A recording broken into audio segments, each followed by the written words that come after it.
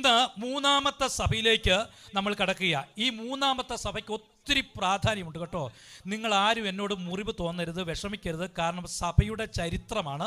ഈ സഭയുടെ ചരിത്രം പഠിക്കുമ്പോൾ ആമേൻ ആരും നിങ്ങൾ വേദനപ്പെടുകയൊന്നും വേണ്ട. കാരണം ഇത് ചരിത്ര ഭാഗമാണ്. ഇതിനാർക്കും മായ്ച്ചു കളയാൻ കഴിയത്തില്ല.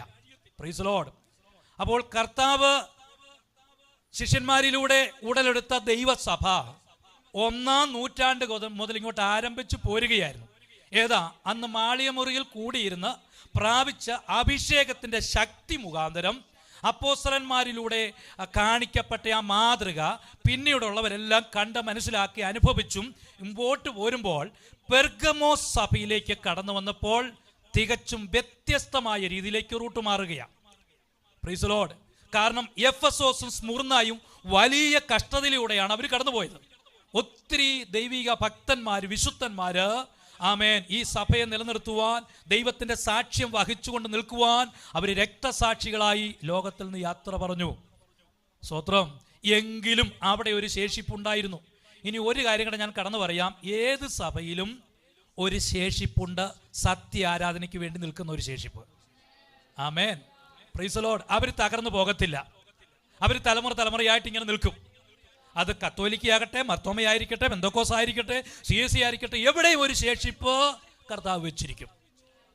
സത്യത്തിന് വേണ്ടി നിൽക്കുന്നവരെ മാത്രം നിലനിർത്തിയ ഒരു ശേഷിപ്പ്. സ്തോത്രം. പെർഗമോസ് സഭ നമുക്ക് വായിക്കുവാനിടയായിത്തീരുന്നത് വരാം. ഹല്ലേലൂയ. സ്തോത്രം. അടുത്ത ഭാഗം എടുത്താട്ടെ. ഹല്ലേലൂയ. അതിൻ്റെ വെളിപ്പാട് പുസ്തകം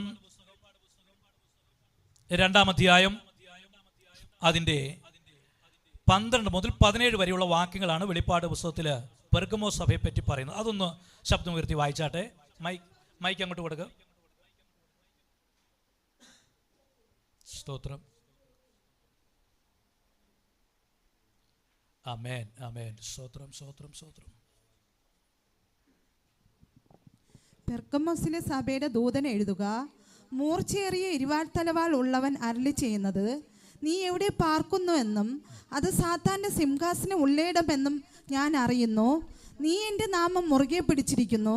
നിങ്ങളുടെ ഇടയിൽ സാത്താൻ പാർക്കുന്നിടത്ത് തന്നെ എൻ്റെ സാക്ഷിയും വിശ്വസ്തനുമായ അന്തിപ്പാസിനെ കൊന്ന കാലത്ത് പോലും നീ എങ്കലുള്ള വിശ്വാസം നിഷേധിച്ചിട്ടില്ല.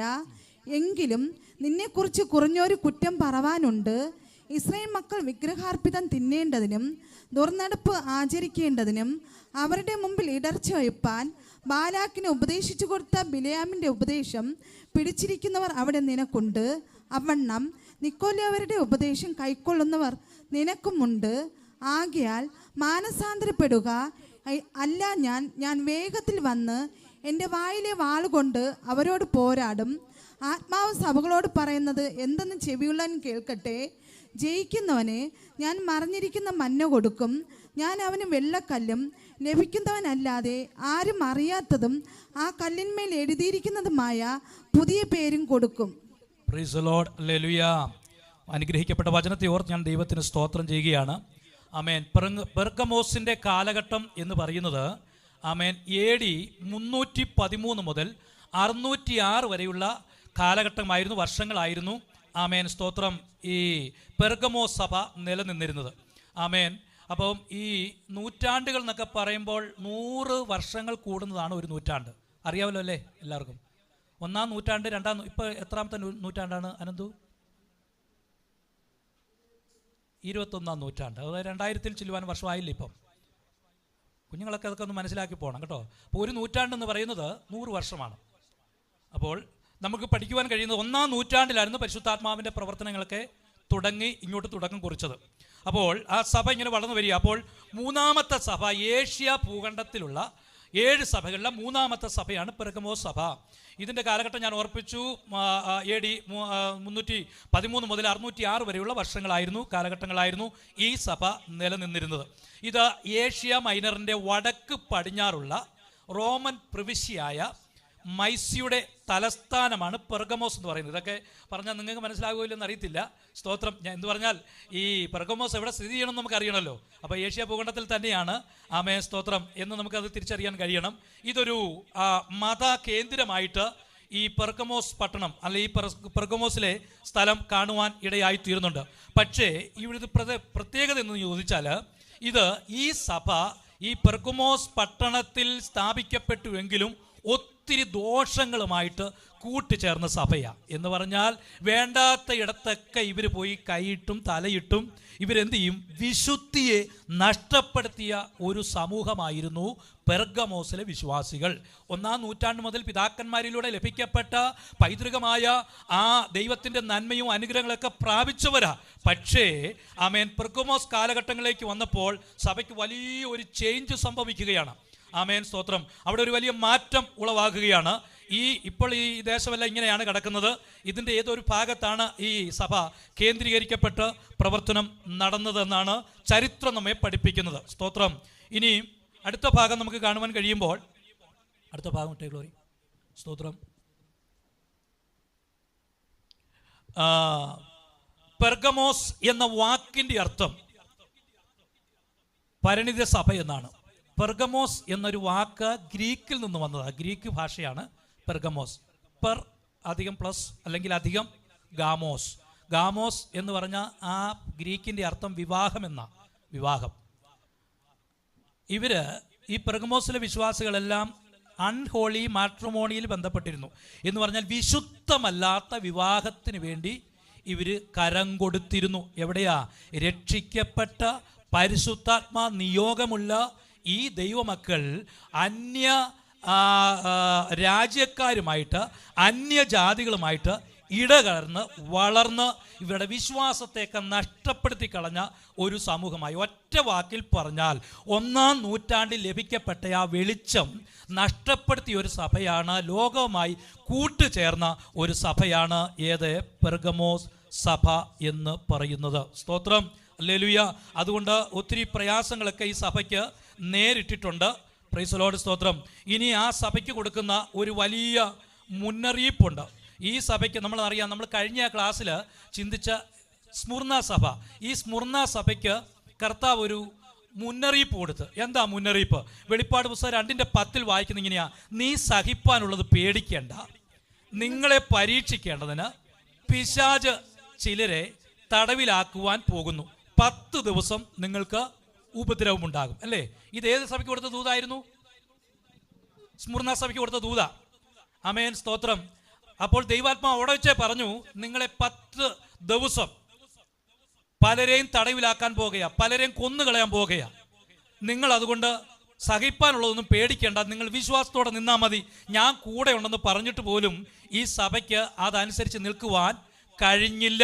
Price the Lord. ഈ 10 ദിവസം ഏതായിരുന്നു? 10 രാജാക്കന്മാർ. ആമേൻ. ഈ 10 ദിവസം 10 രാജാക്കന്മാരുടെ പ്രവർത്തനമായിരുന്നു. ഹല്ലേലൂയ. നീറോ ചക്രവർത്തി കഴിഞ്ഞാൽ അടുത്ത ഭരണമേറ്റത് ഡൊമീഷ്യൻ ചക്രവർത്തിയാണ്. AD 81 മുതൽ 96 വരെയുള്ള കാലഘട്ടങ്ങളിൽ, സ്മുർണ കാലഘട്ടങ്ങളിൽ ഡൊമീഷ്യന്റെ ചക്രവർത്തി സ്ഥാനം ലഭിച്ചപ്പോൾ, റോമൻ സാമ്രാജ്യത്തിലെ അധിപനായി തീർന്നപ്പോൾ, അവിടെയുള്ള ക്രൈസ്തവരെ മിക്കവാറുള്ളതിനെല്ലാം പീഡിപ്പിച്ച് കൊലപ്പെടുത്തിയ ഒരു ചക്രവർത്തിയാണ് ഡൊമീഷ്യൻ. ഡൊമീഷ്യന്റെ കാലഘട്ടം കഴിഞ്ഞപ്പോൾ അടുത്തത് വന്നത് ട്രാജൻ എന്ന് പറയുന്ന ഒരു ചക്രവർത്തിയാണ്. ട്രാജൻ.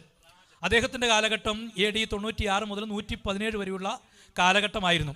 അദ്ദേഹം 2ാമത്തെ ചക്രവർത്തി. 3ാമത്തെ ചക്രവർത്തി ആമേൻ മർക്കസ് ഔറേലിയസ് എന്ന് പറയും. മർക്കസ് ഔറേലിയസ്. ഇദ്ദേഹത്തിൻ്റെ കാലഘട്ടം AD 161 മുതൽ 180 വരെയുള്ള സമയങ്ങൾ. ഇത് 3ാമത്തെ ചക്രവർത്തി. ഇദ്ദേഹവും ക്രൈസ്തവരെ ഒത്തിരി പീഡിപ്പിച്ച് ഒത്തിരി വേദന ഉളവാക്കിയ സന്ദർഭങ്ങളായിരുന്നു. 4ാമത്തെ ആളെന്ന് പറയുന്നത് സെവറസ് ആണ്. സെവറസ് ചക്രവർത്തി. ഇദ്ദേഹത്തിൻ്റെ കാലഘട്ടം AD 193 മുതൽ 211 വരെയുള്ള കാലഘട്ടങ്ങൾ, വർഷങ്ങളാണ് ഈ ചക്രവർത്തി ഭരിച്ചത്. 5ാമത്തെ ആളാണ് മാക്സിമിനസ്. തൻ്റെ പ്രവർത്തനം AD 235 മുതൽ 238 വരെയുള്ള കാലഘട്ടങ്ങളിലായിരുന്നു ഈ രാജാവും ഭരിച്ചത്. പക്ഷേ ഇവരുടെ എല്ലാം പേര് പറയുമ്പോൾ ഒരു കാര്യം നിങ്ങൾ ശ്രദ്ധിക്കണം, ഇവരൊക്കെ ക്രൈസ്തവരെ പീഡിപ്പിച്ചതാണ്. വളരെയധികം പീഡിപ്പിച്ച് അവരുടെ ആരാധന നഷ്ടപ്പെടുത്തി കളഞ്ഞ ചക്രവർത്തിമാരായിരുന്നു ഈ പറയപ്പെട്ടതെല്ലാം. അടുത്ത ഭാഗം ഒന്ന് ഇട്ടാട്ടെ.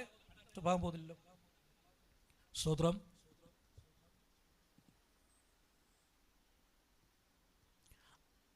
അടുത്ത 6ാമത്തെ ചക്രവർത്തി ഡെഷ്യസ്.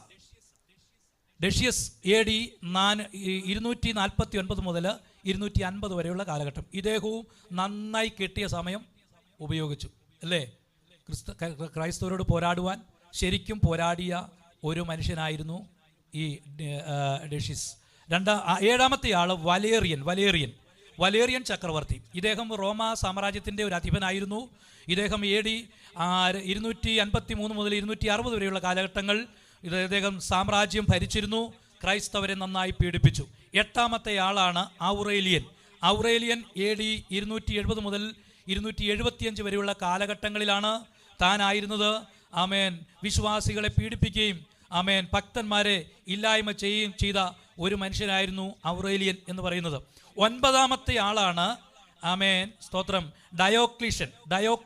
AD 284 മുതൽ 305 വരെയുള്ള കാലഘട്ടങ്ങൾ ഇദ്ദേഹവും നന്നായി ക്രൈസ്തവരുടെ ഇടയിൽ പ്രവർത്തിക്കുക എന്ന് പറഞ്ഞാൽ എന്താ? സുവിശേഷം പറയല്ലായിരുന്നു. അവർക്ക് വേണ്ടുന്ന ആമേൻ പീഡനങ്ങൾ ധാരാളമായി കൊടുത്ത ആമേൻ 9ാമത്തെ ആമേൻ സ്തോത്രം മനുഷ്യനായിരുന്നു. സ്തോത്രം. 10ാമത്തെ ആളാണ് ആമേൻ ഗലേറിയസ്. AD ആമേൻ 305 മുതൽ 311 വരെയുള്ള കാലഘട്ടങ്ങൾ. അങ്ങനെ ആ 10 ദിവസം ഇവരുടെ ഭരണത്താൽ സ്മുർണ സഭ വളരെയധികം വേദന അനുഭവിച്ചു. ഒത്തിരി ക്രൈസ്തവർ പീഡിക്കപ്പെടുക മാത്രമല്ല, അവരെല്ലാം തല ചിരച്ഛേദം ചെയ്തു. പക്ഷേ എങ്കിലും മരിച്ചവരാരും യേശുവിനെ തള്ളിപ്പറഞ്ഞില്ല. അവർ കർത്താവിന് വേണ്ടി മരണം വരെ നിൽക്കുമെന്ന് അവർ ദൃഢമായ തീരുമാനം അവരെടുക്കുവാനിടയായി തീർന്നു. സ്തോത്രം. ഈ പീഡനത്തിൽ ഇങ്ങനെ വേദനിച്ച് ഇരിക്കുമ്പോഴാണ് അടുത്ത സഭയ്ക്കുള്ള കാലഘട്ടമായത് പെർഗമോസ് സഭ. ഈ പെർഗമോസ് സഭ ആ കാലഘട്ടത്തിലേക്ക് വന്നു കയറിയ ഗ്ലോറി ഇതിവിടെ മാറുന്നില്ല, അവിടെ ഒന്ന് മാറ്റിയാൽ മതി. അടുത്ത ചക്രവർത്തി വരുന്നത് പ്രധാനപ്പെട്ട ഈ ആളിനെ നമ്മൾ മറന്നു കളയരുത്. ഇദ്ദേഹം മൊത്തത്തിൽ ക്രൈസ്തവർക്ക് ഒരു മാറ്റം വരുത്തിയ ഒരു ചക്രവർത്തിയാണ്. ഏതാ? കോൺസ്റ്റന്റൈൻ വളരെ മാറ്റം ഉളവാക്കിയ ഒരു ചക്രവർത്തിയായിരുന്നു. ഇത് പെർഗമോസ് സഭയുടെ കാലഘട്ടങ്ങളിലാണ് ഇദ്ദേഹത്തിൻ്റെ പ്രവർത്തനങ്ങൾ വന്നത്. ഇദ്ദേഹം ഒരു ജാതീയനായിരുന്നു. Praise Lord. ജാതീയ ചക്രവർത്തിയായിരുന്നു. സ്മുർണ സഭയുടെ പ്രവർത്തനങ്ങളെല്ലാം കണ്ട് അവിടുത്തെ ക്രൈസ്തവർ വേദനിക്കുന്ന കണ്ടു കഴിഞ്ഞപ്പോൾ ഇദ്ദേഹം തീരുമാനിച്ചു എങ്ങനെ ഇവരെ ഒന്ന് കയ്യിലെടുക്കാം. അതുകൊണ്ട് ഇദ്ദേഹം രംഗപ്രവേശനം ചെയ്തു. പെർഗമോസ് സഭയുടെ കാലഘട്ടങ്ങളിലേക്ക് രംഗപ്രവേശനം ചെയ്ത ആമേൻ ആദ്യത്തെ ജാതീയനായ അല്ലെങ്കിൽ ക്രിസ്ത്യാനിയായ ഒരു ആമേൻ സ്തോത്രം ചക്രവർത്തിയായിരുന്നു കോൺസ്റ്റന്റൈൻ. അദ്ദേഹം റോമ സാമ്രാജ്യത്തിൻ്റെ ചക്രവർത്തിയായിരുന്നു. ക്രിസ്ത്യാനിയായി മതം മാറിയ ആദ്യ റോമൻ ചക്രവർത്തിയായിരുന്നു. അപ്പോൾ ക്രിസ്ത്യാനിയായിട്ട് ഒരു ചക്രവർത്തിമാരും മതം മാറിയിട്ടില്ല. മതം മാറിയ ഒരേ ഒരു ചക്രവർത്തി ഉണ്ടെങ്കിൽ അത് കോൺസ്റ്റന്റൈനാണ്. Praise Lord. അപ്പോൾ അവിടെ മുതൽ തൻ്റെ ഭരണം ആരംഭിക്കുകയാണ്. ആമേൻ. ഇയാൾ ചെയ്തത് ആമേൻ ഭരണതലത്തിലേക്ക് വന്നുടനെ ക്രിസ്ത്യാനികൾക്കെതിരായിട്ടുള്ള എല്ലാ പീഡനങ്ങളും താൻ നിർത്തി. നല്ല കാര്യമല്ലേ ചെയ്തേ? സ്തോത്രം. ക്രിസ്ത്യാനികൾക്കെതിരായി മറ്റുള്ള രാജ്യക്കാരും ചക്രവർത്തിമാരും ഒക്കെ കൊണ്ടുവന്ന ആ പീഡനങ്ങൾ ഈ വ്യക്തി എന്ത് ചെയ്തു? തൻ്റെ ഭരണം ഏറ്റെടുത്തപ്പോൾ താൻ അത് നിർത്തി. ഇനി അത് മേലാൽ ഉണ്ടാകരുത് എന്ന് പറഞ്ഞു. 313 ആമേൻ ക്രിസ്ത്യാനിത്വത്തെ റോമ സാമ്രാജ്യത്തിൻ്റെ ഔദ്യോഗിക മതമാക്കി താൻ തീർത്തു. താൻ ചെയ്ത ഒരു പ്രവൃത്തി ക്രിസ്തീയ മാർഗത്തെ മതമായി വൽക്കരിച്ചത് ആരാണ്? കോൺസ്റ്റന്റൈൻ. ഇനി നമ്മൾ വചനം പഠിക്കണം. ക്രിസ്തു മതമല്ല. കർത്താവ് ഒരു മതവും സ്ഥാപിച്ചിട്ടില്ല. ഉണ്ടോ? ഇല്ല. ഹിന്ദു മതമുണ്ട്, ബുദ്ധമതമുണ്ട്, ജൈനമതമുണ്ട്, എല്ലാ മതമുണ്ട്. നമ്മൾ ക്രിസ്തു മതം എന്ന് പറയും, പക്ഷേ ക്രിസ്തു മതമല്ല, ക്രിസ്തു മാർഗമാണ്. അപ്പോസ്തലന്മാരെല്ലാം മാർഗം എന്നാണ് പറഞ്ഞിട്ടുള്ളത്. ഈ മാർഗത്തെ ചൊല്ലി വലിയ പ്രശ്നം ഉണ്ടായി യെരുശലേമിൽ എന്നാ എഴുതിയിരിക്കുന്നത്. അപ്പോൾ ഇദ്ദേഹം എന്ത് ചെയ്തു? ഇദ്ദേഹത്തിന് സ്ഥാനം കിട്ടി. ഇദ്ദേഹം ആമേൻ മതപരിവർത്തനം ചെയ്തു. ക്രിസ്ത്യാനിയായി മാറ്റപ്പെട്ടതിന് ശേഷം ആമേൻ സ്തോത്രം, ഇത് ഈ ക്രൈസ്തവരുടെ ഈ സമൂഹത്തെ ഒരു മതമാക്കി താൻ തീർത്തു. ആമേൻ. ഒരു ഭാഗത്ത് ക്രൈസ്തവർക്ക് വളരെ സന്തോഷമുണ്ടായിരുന്നു, കാരണം പീഡനങ്ങളെല്ലാം കുറഞ്ഞല്ലോ എന്ന് വിചാരിച്ചിരിക്കുമ്പോൾ ഒത്തിരി ദോഷമാണ് അത് മുഖാന്തരം സംഭവിച്ചത്. ഒത്തിരി ദോഷം സംഭവിച്ചു. അങ്ങനെ റോമിന് തലസ്ഥാനമാക്കിക്കൊണ്ട് അവിടെ കോൺസ്റ്റന്റായി പ്രവർത്തിപ്പാൻ ആഗ്രഹിച്ചു. സ്തോത്രം. അടുത്ത വിഷയം കാണുവാൻ കഴിയുന്നത്, ആമേൻ, അങ്ങനെ താൻ ക്രിസ്ത്യാനിയായി. ഇനി യഥാർത്ഥമായി രക്ഷിക്കപ്പെട്ടിട്ടാണോ അല്ലാതെയാണോ എന്ന് എനിക്ക് തിട്ടമായി പറയാൻ പറ്റത്തില്ല. പക്ഷെ തുടർന്നുള്ള കാര്യം പറയുമ്പോൾ നിങ്ങൾക്ക് അതെല്ലാം മനസ്സിലാകും. സ്തോത്രം. ആമേൻ. അപ്പം ജനത്തെ ഒന്ന് പിടിച്ചെടുക്കാൻ താൻ എന്ത് ചെയ്തു? ക്രിസ്തു മതം സ്വീകരിച്ചു എന്ന് ജനത്തെ കാണിച്ചു. അങ്ങനെ ഇരിക്കുന്ന കാലഘട്ടത്തിൽ താൻ ഒരു സ്വപ്നം കാണുകയാണ്. സ്വപ്നം കാണുന്നത്, ആമേൻ, ഇങ്ങനെയാണ്. അവിടെ ഒരു സിമ്പൽ നമുക്ക് കാണാം. ആ സിമ്പൽ ഇങ്ങനെ പി എഴുതിയിട്ട് അതിൻ്റെ അടിയിലൊരു എക്സ്. താൻ കാണുന്ന സ്വപ്നം ഇങ്ങനൊരു രൂപമാണ്. അപ്പം ആ രൂപം ഗ്രീക്ക് ഭാഷയിൽ നോക്കുമ്പോൾ അതിനെ കൈ റോ എന്നാണ് പറയുന്നത്. കൈ റോ, CHI കൈ, RHO റോ. കൈ റോ എന്ന് പറയുന്ന ഗ്രീക്ക് അക്ഷരമാലയിലുള്ള ഒരു 2 വാക്ക്, ഇതുപോലൊരു സിമ്പലാണ് ആര്? കോൺസ്റ്റന്റായി ചക്രവർത്തി കണ്ടത്. ഇതൊക്കെ ചരിത്ര ഭാഗമാകട്ടെ, ഈ മുഴുവനും ചരിത്രമാണ് ഇതിനകത്ത്. ആമേൻ. അങ്ങനെ താൻ ഈ സ്വപ്നം കണ്ടു. അപ്പോൾ ഈ കൈറോ എന്താണെന്ന് അറിയാൻ അത് ഗ്രീക്ക് നോക്കിയപ്പോൾ അതിനകത്ത് കൊടുത്തിരിക്കുന്ന പേര്, ആമേൻ സ്തോത്രം, ക്രിസ്റ്റോസ് എന്നാണ്. ക്രിസ്റ്റോസ് ക്രിസ്തുവിനെ കുറിക്കുന്ന വേടാണ്. ക്രിസ്തുവിനെ ഗ്രീക്കിൽ പറയുന്ന പേരാണ് ക്രിസ്റ്റോസ്. അപ്പോൾ അതിനകത്ത് അത് ക്രിസ്തുവിനെ പറ്റിയുള്ള ഒരു പേരാണെന്ന് തനിക്ക് ബോധ്യപ്പെട്ട് കഴിഞ്ഞപ്പോൾ വീണ്ടും നോക്കിയപ്പോൾ അതിനകത്ത് 2 അക്ഷരങ്ങൾ തൻ്റെ ഹൃദയത്തിൽ പെട്ടു. ഒന്ന് എക്സ്, 2 പി. അങ്ങനെ ഇതുപോലൊരു, അതാണ് ആദ്യത്തെ, കണ്ടോ, ആദ്യത്തെ 2 അക്ഷരം എക്സും പി ആണ്. ഈ പിയുടെ ഈ 2 അക്ഷരത്തിൻ്റെ സിഗ്നലാണ് താൻ സ്വപ്നത്തിൽ ദർശനമായി കണ്ടത്. ആമേൻ. കണ്ടു കഴിഞ്ഞപ്പോൾ താൻ അത് നോട്ട് ചെയ്ത് വെച്ചു. തൻ്റെ അനുയായികളോട് അത് വരയ്ക്കാൻ പറഞ്ഞു. അത് വരച്ചു. എന്നിട്ട് താൻ ഒരു കാര്യം പറഞ്ഞു, ആമേൻ സ്തോത്രം, ഇത് നമുക്ക് കൊണ്ടു നടക്കണം. നമ്മൾ യുദ്ധത്തിന് പോകുന്ന സ്ഥലങ്ങളിലൊക്കെ ഈ ചിഹ്നം കൊണ്ടുപോകണം. ഈ ചിഹ്നം കൊണ്ടുപോയി അത് നമ്മുടെ തൊപ്പിയിലും നമ്മുടെ കവചത്തിലും നമ്മൾ യുദ്ധം ചെയ്യുന്ന എല്ലാ ഉപകരണത്തിലും ഈ സിഗ്നൽ ഉണ്ടായിരിക്കണം എന്ന് പറഞ്ഞ് അനുയായികളെയൊക്കെ പറഞ്ഞ് പഠിപ്പിച്ചിട്ട് ഇവർ യുദ്ധത്തിന് പോകും. പക്ഷേ യുദ്ധത്തിന് പോകുമ്പോൾ ഭയങ്കര വിജയമാണ്. ഇവർ വിജയം കൈവരിച്ചാണ് മടങ്ങി വരുന്നത്. ആമേൻ. കാരണം ക്രിസ്തുവിലൂടെ ലഭിക്കപ്പെട്ട ഒരു വലിയ പദവിയാണെന്ന് മനസ്സിലാക്കി അദ്ദേഹം, ആമേൻ, അങ്ങനെ പ്രവർത്തിച്ചു. അതൊത്തിരി വിജയമായി തീർന്നു. ഹല്ലേലൂയ. അങ്ങനെ ദുഃഖിച്ചിരുന്ന, സ്മുർന സഭയിൽ ദുഃഖിച്ചിരുന്ന ആ ക്രൈസ്തവരെ ഒന്നുകൂടി ഒന്ന് ശക്തിപ്പെടുത്തുവാൻ ഈ കോൺസ്റ്റന്റായി ചക്രവർത്തിക്ക് കഴിഞ്ഞു എന്നുള്ളത് വലിയ നന്മയുടെ ഒരു കാര്യം തന്നെയാണ്. Price the Lord. എന്നാൽ മറ്റൊരു കാര്യം പറയാൻ ആഗ്രഹിക്കുന്നത്, അങ്ങനെ ആമേൻ സ്തോത്രം, താൻ ഇത് ചെയ്തുവെങ്കിലും ക്രിസ്ത്യാനികൾ എല്ലാവരും തൻ്റെ കൂടെ കൂടി. അങ്ങനെ കുറേ നാൾ കഴിഞ്ഞപ്പോൾ ജാതികളുടെ ആചാരങ്ങളെല്ലാം കോൺസ്റ്റന്റായി കുറേശ്ശെ സഭയ്ക്കകത്തേക്ക് തള്ളിക്കയറ്റാൻ തുടങ്ങി. ഇവിടെ മുതലാണ് സഭ മാറുന്നത്. മനസ്സിലായോ? പെർഗമോസിന്റെ കാലഘട്ടം ഏറെക്കുറെ ആദ്യത്തെ കാലഘട്ടം വരെയും സത്യസഭയ്ക്ക് വേണ്ടി പരിശുദ്ധാത്മാവിൽ നിന്ന സഭ, പത്രോസ് ശ്ലീഹായുടെയും പൗലോസ് ശ്ലീഹായുടെയും ആമേൻ യോഹന്നാൻ്റെയും ശിഷ്യന്മാരുടെയൊക്കെ യഥാർത്ഥമായ പരിശുദ്ധാത്മാവിൻ്റെ ശക്തി അനുഭവിച്ച സഭ പെർഗമോസ് കാലഘട്ടങ്ങളിലേക്ക് വന്നപ്പോൾ ആമേൻ ഇദ്ദേഹത്തിൻ്റെ ആമേൻ സ്തോത്രം ഈ സാമ്രാജ്യത്തിലേക്കുള്ള വരവോടുകൂടി സഭ മറ്റൊരു ചേഞ്ചായി മറ്റൊരു ലോകത്തിലേക്ക് പോകുകയാണ്. ഞാൻ ഓർപ്പിച്ചല്ലോ, ഈ കോൺസ്റ്റന്റായി വന്ന ഒരു ജാതീയ വിഭാഗത്തിൽ നിന്നാണ്. അപ്പോൾ ആ ജാതീയ വിഭാഗത്തിലുള്ള സകല സംഭരങ്ങളും ഇതിനകത്ത് കൊണ്ടുവരുവാൻ അദ്ദേഹം നിർബന്ധിക്കപ്പെട്ടു. അങ്ങനെ ഓരോന്നോരോന്നായി സഭയിലേക്ക് അടിച്ചേൽപ്പിക്കുവാൻ ഇദ്ദേഹം കാരണക്കാരനായി തീർന്നു. സ്തോത്രം. ഈ സഭയ്ക്ക് കൊടുക്കുന്ന ഒരു അനുമോദനമുണ്ട് കേട്ടോ, അതൊന്ന് വായിച്ചേ. അടുത്ത ഭാഗത്തേക്ക് സ്തോത്രം. വെളിപ്പാട് പുസ്തകം 2-ാം അധ്യായത്തിന്റെ 13-ാമത്തെ വാക്യം വായിച്ചേ. വെളിപ്പാട് 2-ാം അധ്യായം അതിന്റെ 13-ാമത്തെ വാക്യം. നീ എവിടെ പാർക്കുന്നുവെന്നും അത് സാത്താന്റെ സിംഹാസനം ഉള്ളയിടമെന്നും ഞാൻ അറിയുന്നു. നീ എന്റെ നാമം മുറുകെ പിടിച്ചിരിക്കുന്നു. നിങ്ങളുടെ ഇടയിൽ സാത്താൻ പാർക്കുന്നിടത്ത് തന്നെ എന്റെ സാക്ഷിയും വിശ്വസ്തനുമായ അന്തിപ്പാസിനെ കൊന്ന കാലത്ത് പോലും നീ എങ്കിലുള്ള വിശ്വാസം നിഷേധിച്ചിട്ടില്ല. അപ്പൊ ആ സഭയെ ദൈവം അനുമോദിച്ച് പറയുക, പെർഗമോസ് സഭയെ, നീ ഇപ്പോഴെവിടെയാ പാർക്കുന്നത്? നീ പാർക്കുന്ന സ്ഥലം എന്ന് പറയുന്നത് സാത്താന്റെ ഹെഡ് ക്വാർട്ടേഴ്സ് ഉള്ള സ്ഥലമാണ്. സിംഹാസനമുള്ള സ്ഥലത്താണ് നീ താമസിക്കുന്നത്. എങ്കിലും നീ എൻ്റെ നാമം മുറുകെ പിടിക്കുന്നു. ഒരു നന്മ നിന്നെപ്പറ്റി പറയാനുണ്ട്. നിങ്ങളുടെ ഇടയിൽ സാത്താൻ പാർക്കുന്നിടത്ത് തന്നെ എൻ്റെ സാക്ഷിയും വിശ്വസ്തനുമായ അന്തിപ്പാസിനെ കൊന്ന കാലത്ത് പോലും നീ എങ്കിലുള്ള വിശ്വാസം നിഷേധിച്ചിട്ടില്ല.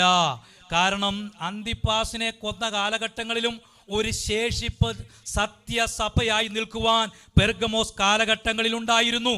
ഒത്തിരി ആചാരങ്ങളും ഒത്തിരി അനുഷ്ഠാനങ്ങളൊക്കെ സഭയ്ക്കകത്ത് രാജാക്കന്മാർ കൊണ്ടുവന്നപ്പോഴും സത്യത്തിന് വേണ്ടി നിൽക്കുന്ന ഒരു സമൂഹം ആ സഭയ്ക്കകത്തുണ്ടായിരുന്നു. അടുത്ത ഭാഗം വായിച്ചേ, അടുത്ത ഭാഗം മറിച്ചേ, അടുത്ത ഇട്ടേ. സ്തോത്രം.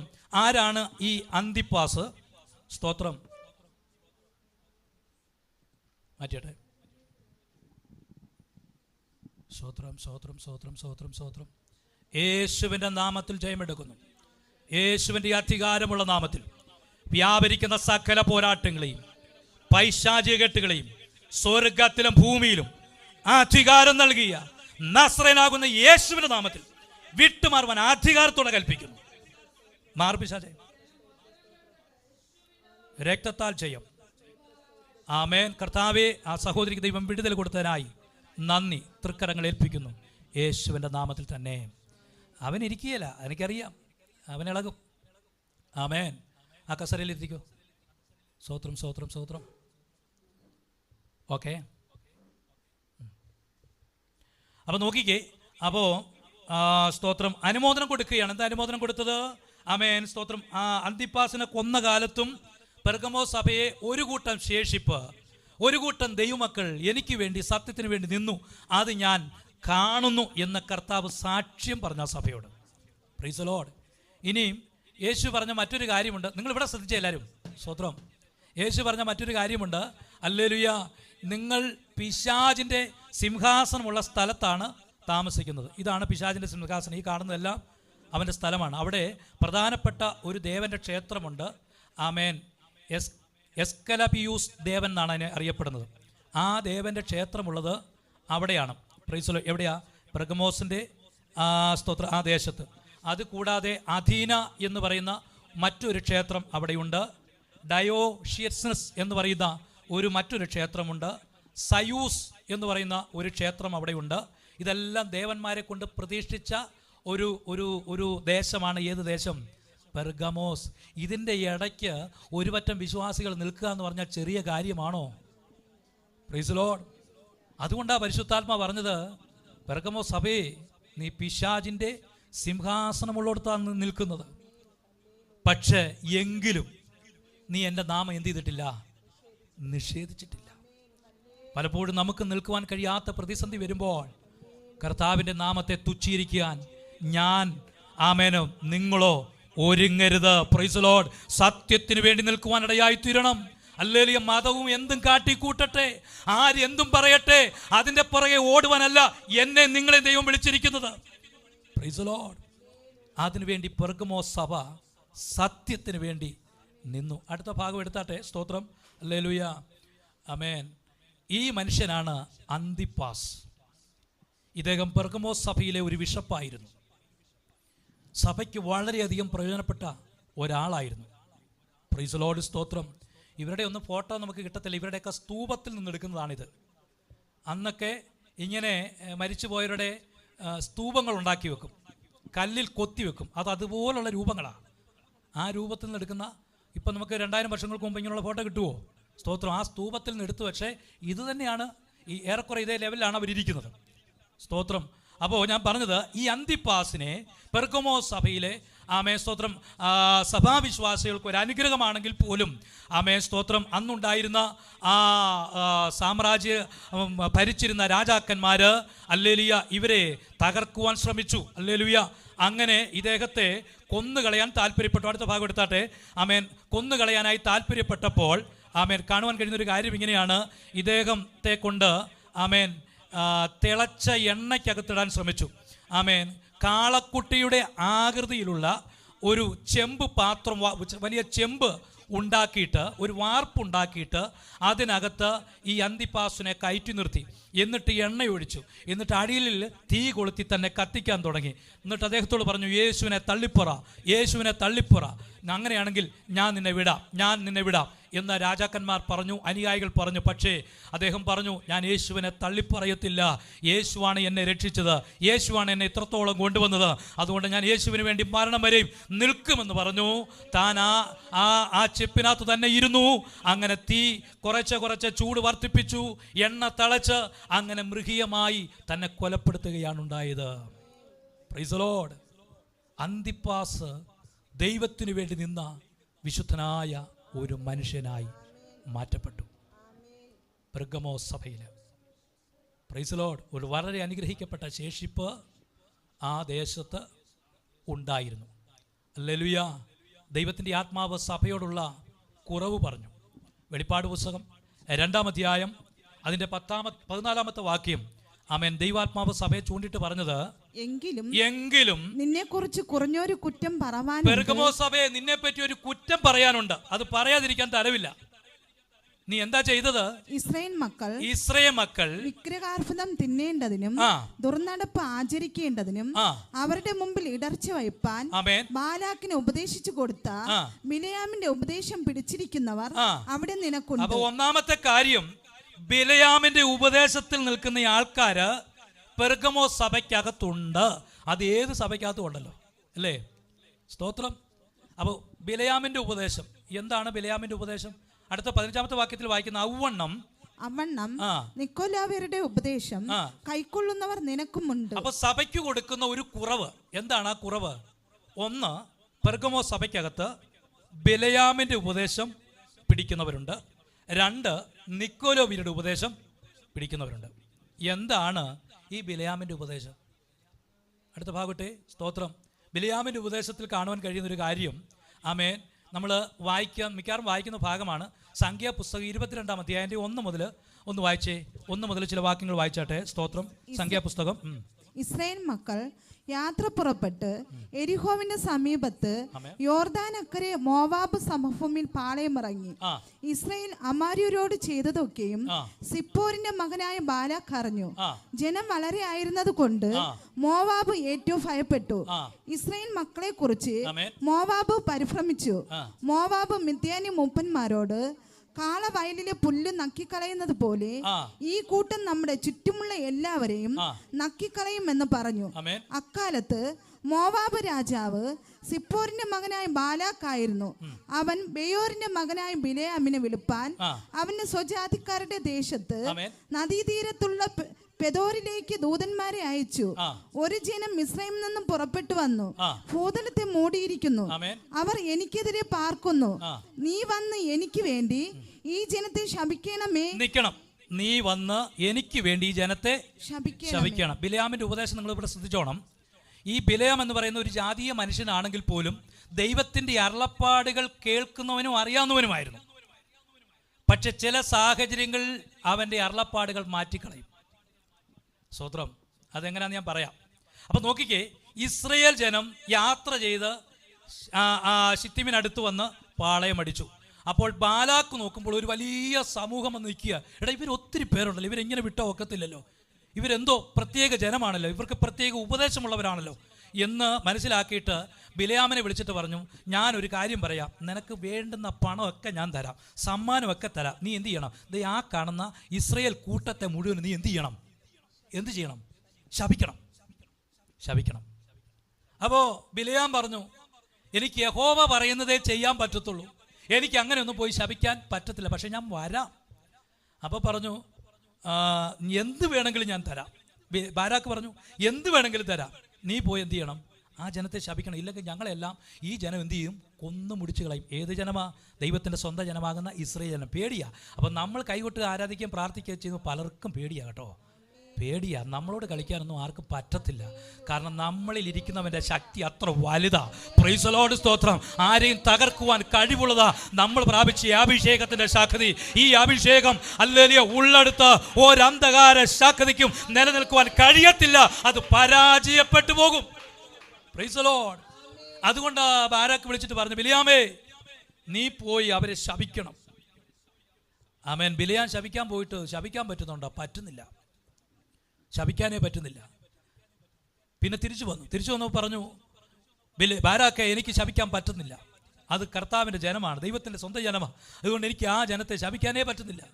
അപ്പോൾ പറഞ്ഞു, ഞാൻ നിനക്ക് ബഹുമാനം തരാം, ഞാൻ നിനക്ക് വെള്ളി ആഭരണങ്ങളും പൊന്നാഭരണങ്ങളൊക്കെ തരാം, സ്വത്തുക്കൾ ഞാൻ നിനക്ക് തരാം, എങ്കിലും നീ അവനെ പോയി ശപിക്കണം.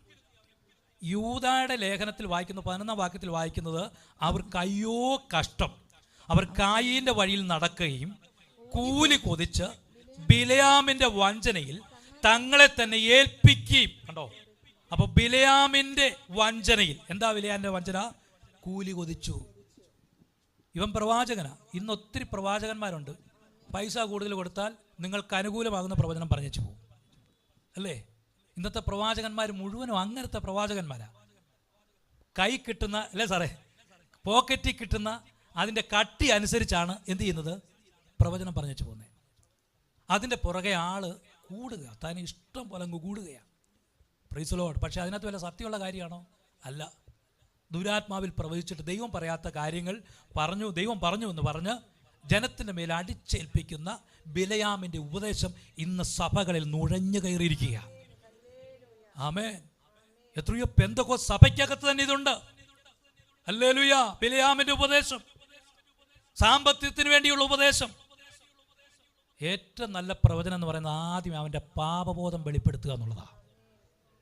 ഒരു മനുഷ്യൻ തെറ്റുപറ്റിപ്പോയാ, കുഞ്ഞെ നീ ഇന്ന കാര്യത്തിൽ തെറ്റുപറ്റിപ്പോയി, നീ ഇന്ന കാര്യം ചെയ്താൽ നിനക്ക് രക്ഷപ്പെടാം എന്ന് പറയുന്നതാണ് നല്ല പ്രവചനം.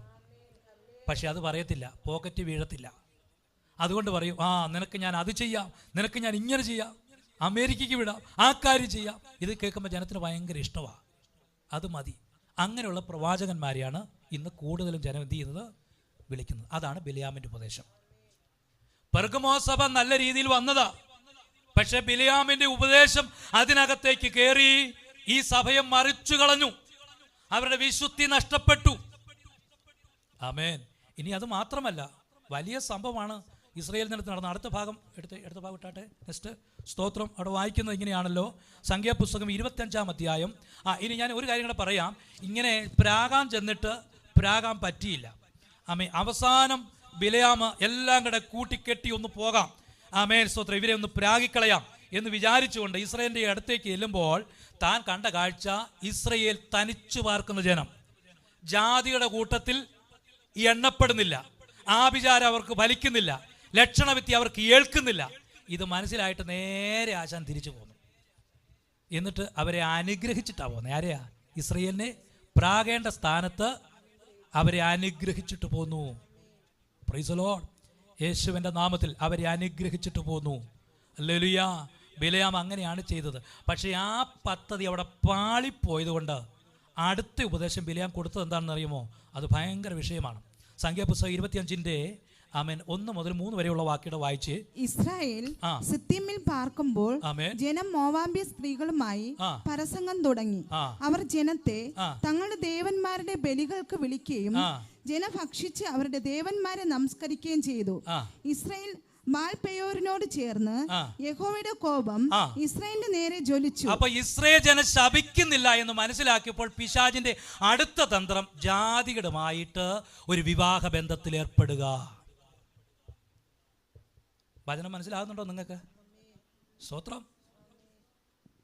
ഇപ്പം എനിക്ക് പിക്കാരൻ ചർച്ചകളെ അറിയാം. നമ്മുടെ CSE ആണെങ്കിൽ പോലും CSE ആണെന്ന് പേര് പറയും, പക്ഷേ നല്ലൊരു ബന്ധം വന്നാൽ ഹൈന്ദവിലേക്ക് അയക്കും.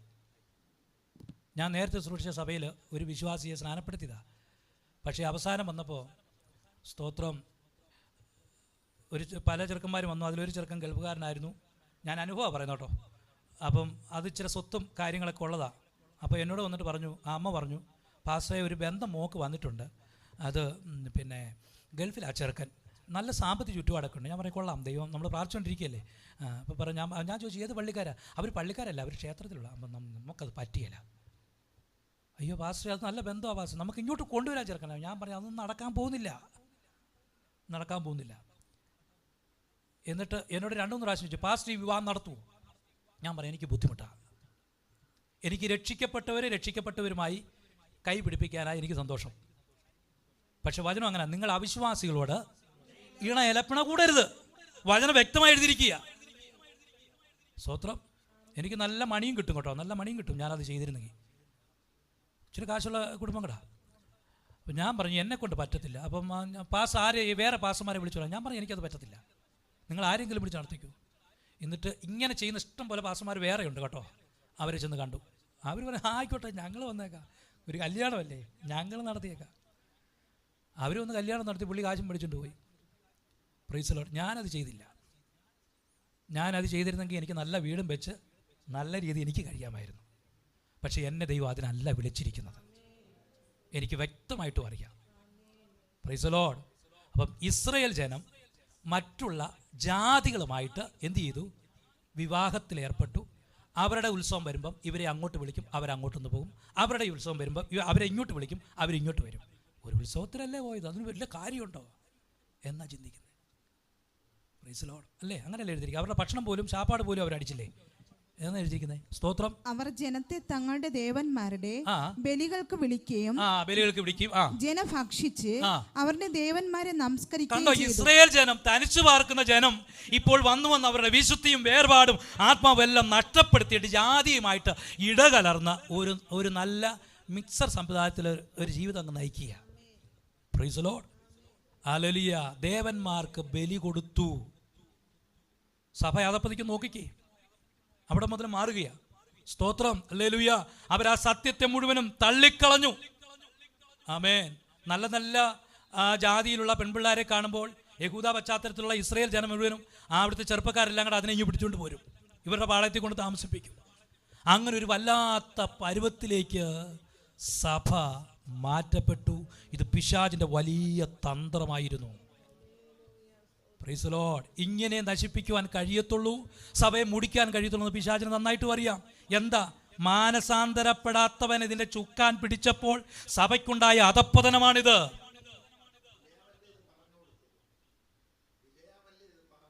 അതെ, ബിലെയാമാണ് ആശയം പറഞ്ഞു കൊടുത്തത്. സ്തോത്രം.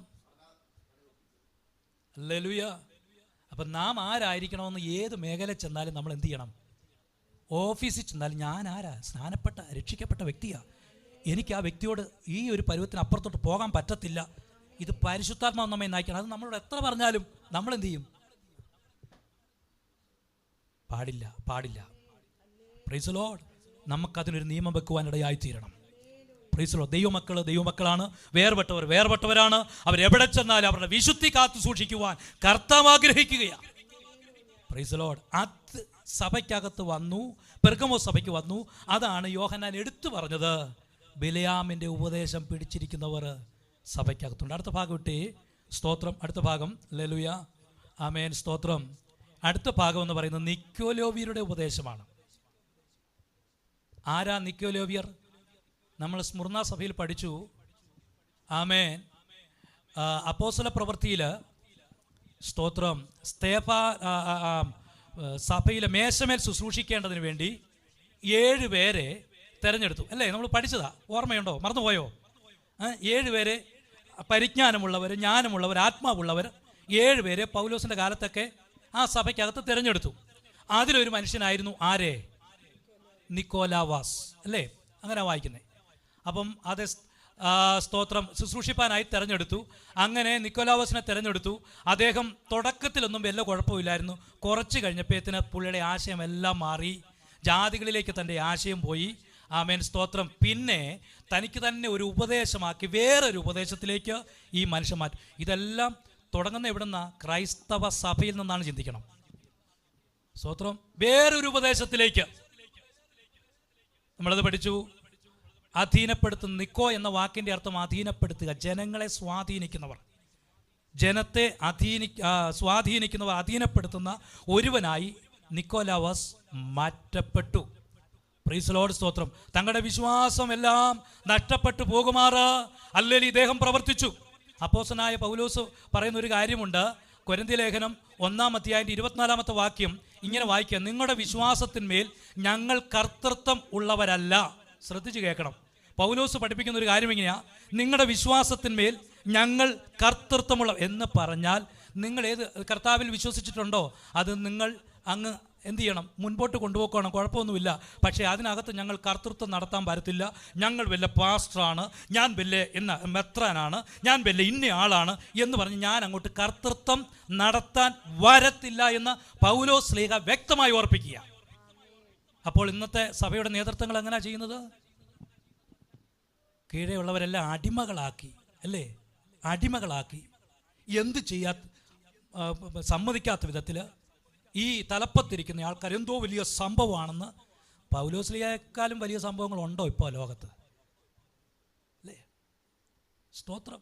ആ പൗലോസ് പറയുക, നിങ്ങളുടെ വിശ്വാസത്തിന്മേൽ ഞങ്ങൾ എന്ത് ചെയ്യുന്നില്ല, കർത്തൃത്വം നടത്തുന്നില്ല, നിങ്ങളുടെ സന്തോഷത്തിന് ഞങ്ങൾ സഹായികൾ അത്രേ.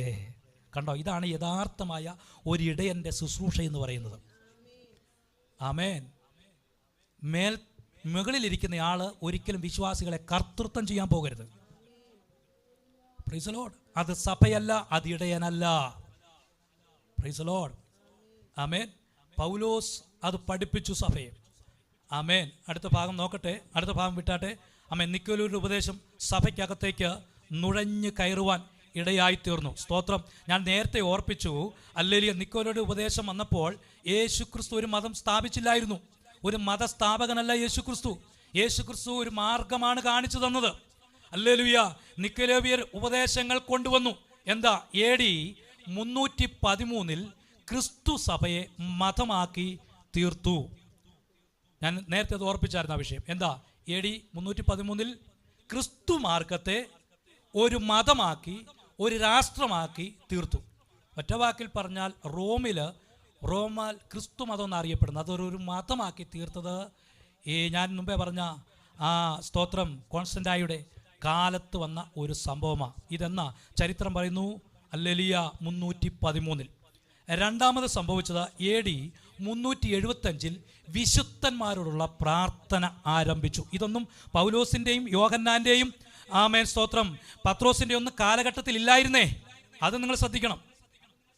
മാറി മാറി വന്നപ്പോൾ, അനാചാരങ്ങൾ സഭയിലേക്ക് കയറി വന്നപ്പോൾ, ജാതീയ ആൾക്കാർ സഭയ്ക്കകത്ത് വന്നപ്പോൾ വിശുദ്ധന്മാരോട് പ്രാർത്ഥിക്കുവാനും ഇവരെ പഠിപ്പിച്ചു. എന്ന് പറഞ്ഞാൽ മുൻപ് ജനിച്ച് ജീവിച്ച് മരിച്ചടക്കപ്പെട്ട വിശുദ്ധന്മാരോട് നമ്മൾ പ്രാർത്ഥിച്ചാൽ മതി, നമ്മുടെ കാര്യമെല്ലാം നടക്കും. ഇത് പൈശാചിക തന്ത്രമായിരുന്നു. നമുക്കൊരു നല്ല കർത്താവ് ഉള്ളപ്പോൾ നമുക്ക് ഈ മനുഷ്യനോട് പ്രാർത്ഥിക്കണോ? എനിക്ക് വേണ്ടി ഒന്ന് പ്രാർത്ഥിച്ചേക്കാൻ നമ്മൾ പറയേണ്ട കാര്യമുണ്ടോ? വേണ്ട, അതിൻ്റെ ആവശ്യമില്ല. മധ്യസ്ഥൻ ഒന്നേ ഉള്ളൂ. അതാരാ? അത് കർത്താവായ യേശുവാ. നമ്മുടെ അപ്പനോട് നമുക്ക് എപ്പോഴും ഏത് സമയത്ത് എപ്പോഴും ചെന്ന് കാര്യം പറയാം. ഒരു വിശുദ്ധന്മാരോടും നമ്മുടെ കാര്യം ബോധിപ്പിക്കേണ്ട കാര്യമില്ല ഈ ഭൂമിയിൽ ജനിച്ച. അതെന്നാ കൊണ്ടുവന്നേ? AD 375 ആ പ്രാർത്ഥന ഇബ്രക്കമോ സഭയിൽ ആരംഭിച്ചു വെച്ചു. അടുത്ത കാര്യം, AD 431 മറിയയോടുള്ള പ്രാർത്ഥന. മറിയെ ദൈവാത്മാവായി കണ്ടു. യേശുവിൻ്റെ അമ്മയോട് പ്രാർത്ഥിക്കുവാൻ ഇവരെ പഠിപ്പിച്ചു. പൗലോസ് അത് ചെയ്തിട്ടില്ല, പത്രോസ്ലീഹ ചെയ്തിട്ടില്ല. ഉണ്ടെങ്കിൽ ഏതെങ്കിലും ലേഖനത്തിൽ അവർ വ്യക്തമായി എഴുതി നമ്മളെ പഠിപ്പിച്ചേനും. സ്തോത്രം.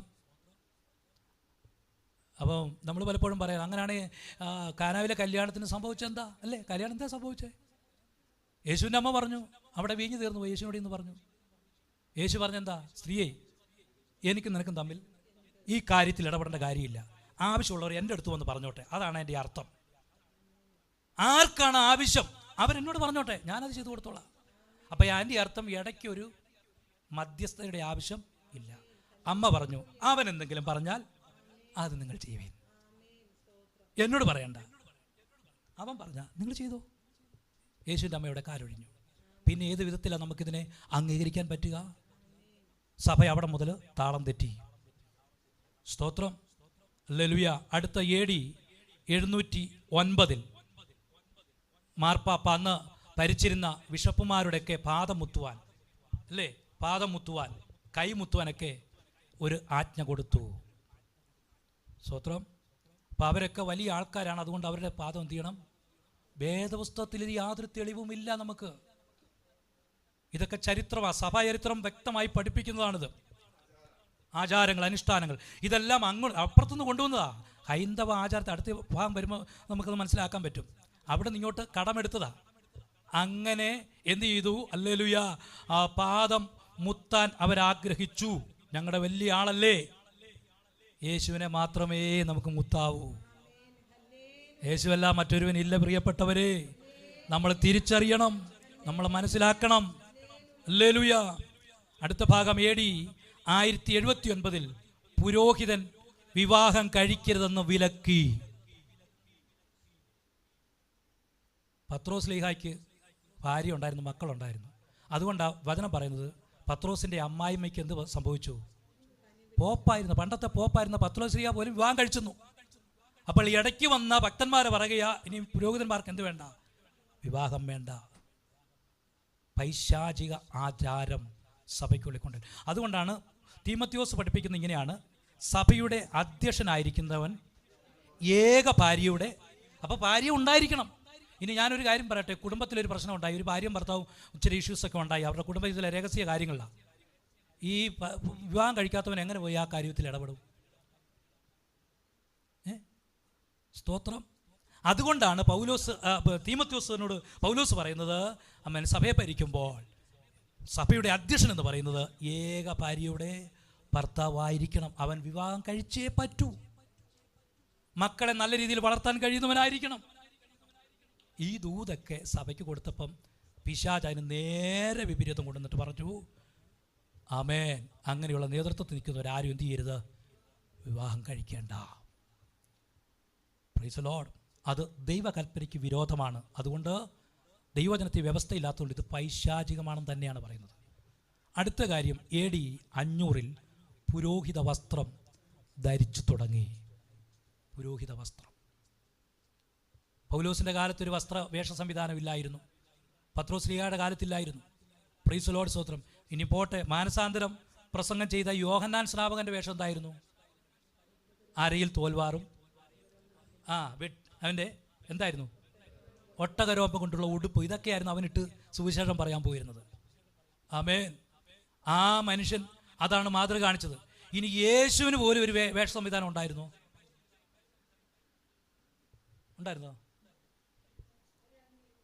സാധാരണ ഒരു അങ്കി, യഹൂദന്മാരുടെ അങ്കി മാത്രം. പക്ഷേ യേശുവിനെ തിരിച്ചറിയാൻ യഹൂദന്മാർ ശിഷ്യന്മാരുടെ കൂട്ടത്തിൽ നടന്നാൽ യേശുവിനെ തിരിച്ചറിയാൻ പറ്റത്തില്ല. പറ്റുമോ? ഒരേ വേഷമാണ്. അതുകൊണ്ടാണ് യേശു പറഞ്ഞത്, യൂദ പറഞ്ഞത്, ഞാൻ ആരെ ചുംബിക്കുവോ അവനെ നിങ്ങൾ പിടിച്ചോണം. കാരണം വേഷ സംവിധാനം ഉണ്ടായിരുന്നെങ്കിൽ തിരിച്ചറിഞ്ഞാനും. ഈ 12 പേരുടെ കൂടെ ഒന്നിച്ച് നടക്കുമ്പോൾ ആരാ യേശു? പടയാളികൾക്ക് എങ്ങനെ മനസ്സിലാകും? പീലാത്തോസിന് എങ്ങനെ മനസ്സിലാകും? യേശുവിന് പോലും വേഷ സംവിധാനം ഇല്ലായിരുന്നു. പിന്നെ യേശുവിന് വേണ്ടാത്തതൊക്കെ എന്തിനാന്നേ നമ്മളെടുത്ത് എടുക്കുന്നത്? സ്തോത്രം. അമ്മച്ചിയെ ഗ്രഹിക്കുന്നുണ്ടോ? CSI ചെന്ന് അവരോടൊക്കെ പറഞ്ഞു കൊടുക്കണം. ശരിക്കും ഈ അരക്കെട്ടൊക്കെ വലിച്ച് ദൂരോട്ട് കളാ, കർത്താവിന് വേണ്ടി നിൽക്കാൻ പറയണം. Price the Lord. ഹല്ലേലൂയ. അത് പണ്ടത്തെ പഴയ നിയമ പുരോഹിതന്മാരാ. പുതിയ നിയമത്തിൽ ആ പുരോഹിത വേഷത്തിൻ്റെ ആവശ്യമേ ഇല്ല. നമ്മളെല്ലാം പുരോഹിത കുടുംബത്തിലുള്ളവരാ. ആമേൻ അല്ലേ?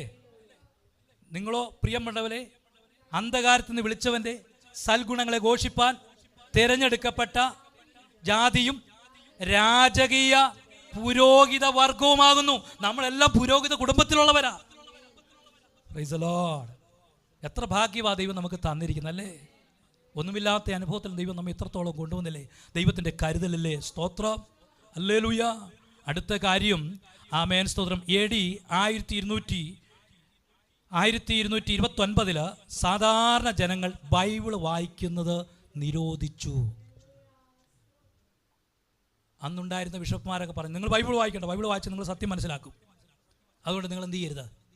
ബൈബിൾ വായിക്കരുത്, ഞങ്ങൾ വായിച്ച് നിങ്ങളെ പഠിപ്പിച്ചോളാം. ജനത്തിന് ബൈബിൾ കൊടുക്കാതായി.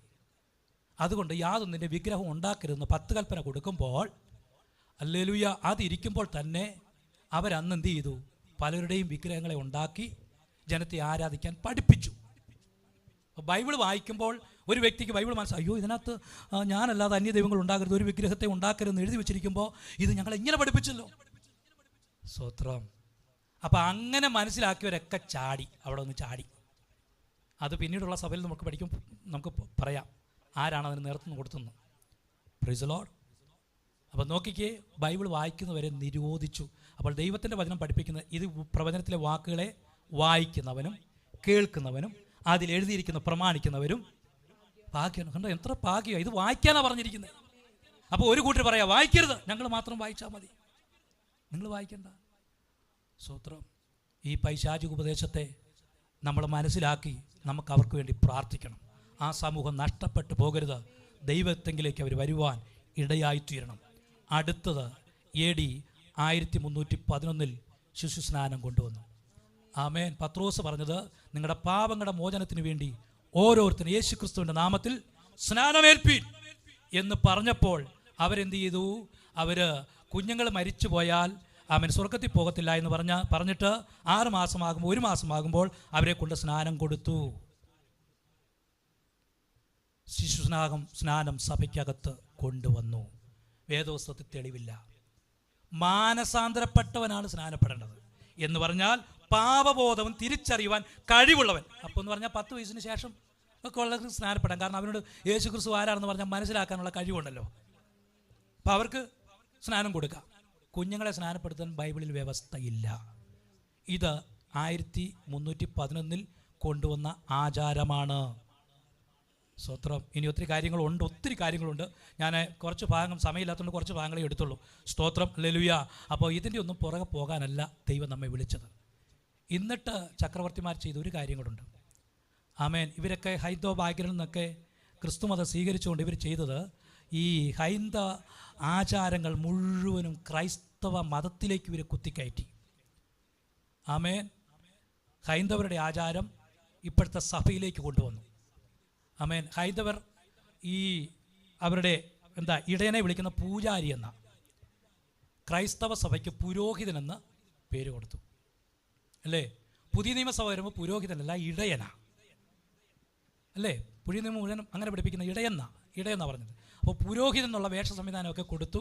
അത് അവിടെ നിന്ന് വന്ന ഹൈന്ദവരിൽ നിന്ന ആചാരം. രണ്ടാമത്തെ കാര്യം വിഗ്രഹം. ഇടയൻ്റെ ഇംഗ്ലീഷ് പേര് പാസ്റ്റർ എന്നാണ് കൊടുത്തിരിക്കുന്നത്.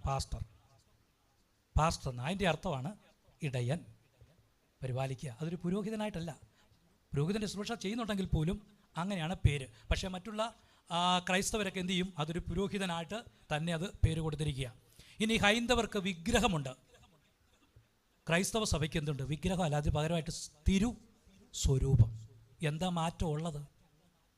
അതാ ഞാൻ പറഞ്ഞത്. അവരിരിക്കുന്ന സംഭവം മുഴുവൻ ഇങ്ങോട്ട് കൊണ്ടുവന്നു, ക്രൈസ്തവ സഭയിലേക്ക് കൊണ്ടുവന്ന് മലിനപ്പെടുത്തി. അടുത്ത കാര്യം, ഹൈന്ദവർക്ക് ഉത്സവമുണ്ട്, ക്രൈസ്തവർക്ക് എന്തുണ്ട്? പെരുന്നാളുണ്ട്. എന്താ മാറ്റം? കർത്താവ് പറഞ്ഞിട്ടില്ല ഞാൻ നിങ്ങളുടെ പെരുന്നാളിനെ എന്ത് ചെയ്യുന്നു? ഞാൻ വെറുക്കുന്നു. സ്തോത്രം. അപ്പോൾ ക്രൈസ്തവ സഭയ്ക്കകത്ത് പെരുന്നാൾ കയറി. അടുത്തത്, ഹൈന്ദവ ആചാരത്തിൽ വെടിക്കെട്ടുണ്ടെങ്കിൽ നമുക്കുണ്ട് വെടിക്കെട്ട്.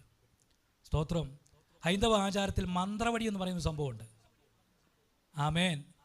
നമ്മുടെ ക്രൈസ്തവരിലോ അത് അംശവടിയായിട്ട് മാറി. അംശവടി. സ്തോത്രം. ഇനി ക്രൈസ്തവരിൽ ഹിന്ദുക്കളിൽ എണ്ണത്തിരി കത്തിക്കും. എണ്ണത്തിരി അല്ലേ? അവർ പ്രാർത്ഥിക്കാനൊക്കെ എണ്ണത്തിരി കത്തിക്കും. ക്രൈസ്തവരോ മെഴുകുതിരി. അതിന് പകരം മെഴുകുതിരി കത്തിക്കും. എല്ലാം അല്പമൊക്കെ മാറ്റിയെന്നേ ഉള്ളൂ, മാറിയിട്ടൊന്നുമില്ല. സംഭവം അങ്ങനെ തന്നെ. ചർച്ചുകളുമുണ്ട്. അതെ, അങ്ങനെയുള്ള ചർച്ചുകളുമുണ്ട്. പിന്നെ അമ്പലത്തിൽ മണിയുണ്ട്. മണി അടിച്ചിട്ടാണ് അവർ മണി അടിക്കുമ്പോൾ അവരുടെ ദൈവം കണ്ണു തുറക്കുന്നത് അല്ലേ? അപ്പോൾ മണിയുണ്ട്. പള്ളിയിലോ പള്ളിമണി. സ്തോത്രം. വിഗ്രഹം എഴുന്നള്ളിപ്പ് എവിടെയുണ്ട്? ഹൈന്ദവ ആചാരത്തിലുണ്ട്. നമ്മുടെ ചർച്ചകളിലോ റാസ എന്നുള്ളൊരു പരിപാടിയുണ്ട്. സ്തോത്രം. മലകയറ്റം ശബരിമലയ്ക്കൊക്കെ ആൾക്കാർ പോവുകയല്ലേ ഹൈന്ദവർ.